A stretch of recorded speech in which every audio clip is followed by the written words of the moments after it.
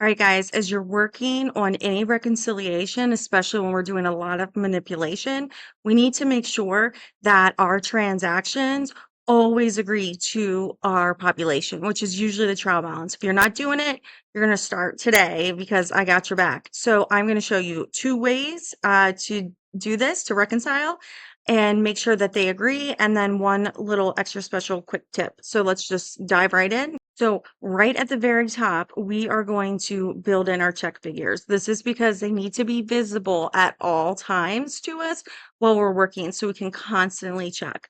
In our example, well, we only have, a couple handfuls of transactions. The reality is I know that you're working with thousands of transactions at a time.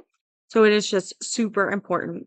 We're going to compare the trial balance, which I have hard coded because that number never changes. And we're going to compare it to the transactions in our reconciliation. So if we accidentally delete something, we can find it right away. So let's just sum all of the transactions in our population, right? So we'll go ahead and grab that and then compare the two. This way, if we accidentally delete something, boom, it lets us know right away that something's off and we need to figure out what's going on. So that's the first way.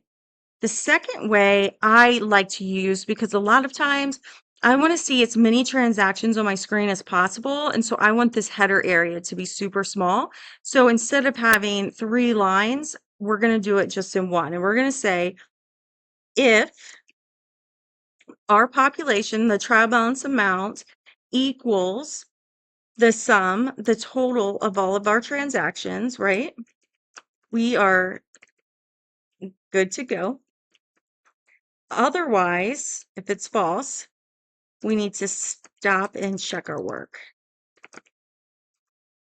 You can see I've even put this in red because I look every time I'm doing major manipulation on my transactions, I stop and I look at this. So I want it to pop right out to my eyes. So that's the second way. The third way is actually my personal preferred way because I don't like to actually delete transactions. Sometimes when you do that, it's just rerunning the population and starting over can be a total nightmare. So instead, what I do is I add a notes column, and here I'm doing some tracking, right? So if I have transactions that I want to offset, or I see are offsetting, and I normally would have deleted them because my goal is to kind of, in a reconciliation, you want to find out what's remaining. Then I'll put a little note beside it that says offset. So my formula is I'm going to sum if this column, my notes column, says offset, right here. Then I'm going to sum what's in the amount. And I want this to always say 0. All right, so this way, if as I'm working through my transactions, I miss something, it will just pop right out, but I'm not deleting the transactions.